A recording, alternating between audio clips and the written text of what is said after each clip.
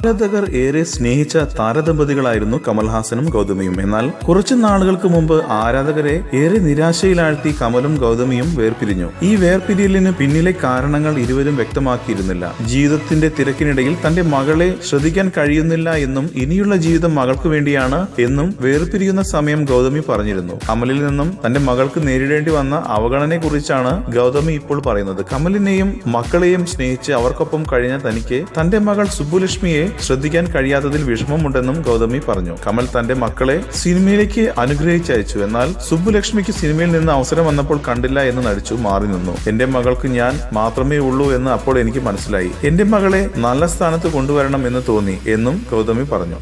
കൂടുതൽ സിനിമാ വാർത്തകൾക്കും വിശേഷങ്ങൾക്കും ഇപ്പോൾ തന്നെ സബ്സ്ക്രൈബ് ചെയ്യൂ മലയാളം ക്രിയേഷൻസ്.